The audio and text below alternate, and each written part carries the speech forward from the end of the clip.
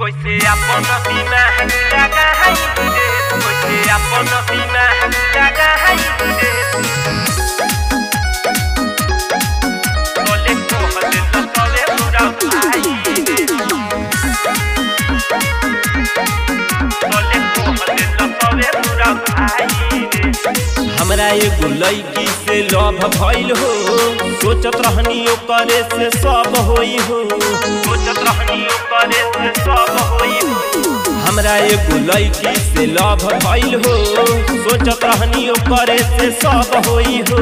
मिले के बोलौलस गइनी पकड़ाई रे, अरे माई रे कोई से अपन दिमाग लगाई रे। बोले कह दिल सवे मोरा भाई रे, कोई से अपन दिमाग लगाई रे। बोले कह दिल सवे मोरा भाई रे,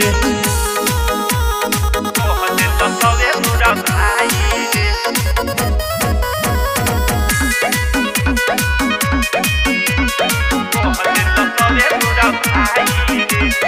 भनी दीवाना ओकर गोरे गोरे गाल के, अब ना करब कौनो चक्कर में माल के, चक्कर में माल के। भनी दीवाना ओकर गोरे गोरे गाल के, अब ना करब कौनो चक्कर में माल के। घटल घाटा ना रात का बताई रे, घटल घाटा ना रात का बताई रे, बताई रे। कोई से अपन दिमाग लगाई रे, तोले कह दिल सवे मोरा भाई रे। कोई से अपन दिमाग लगाई रे, तोले कह दिल सवे मोरा भाई रे, कह दिल सवे मोरा भाई रे।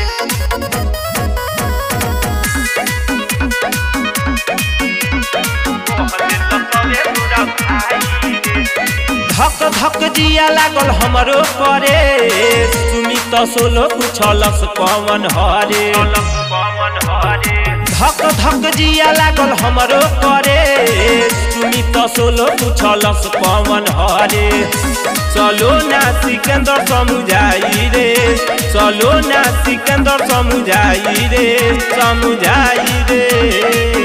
कोई से अपन दिमाग लगाई रे, तोले कह दिल सवे मोरा भाई रे। कोई से अपन दिमाग लगाई रे, तोले कह दिल सवे मोरा भाई रे। Kamlesh recording studio Mohammadpur.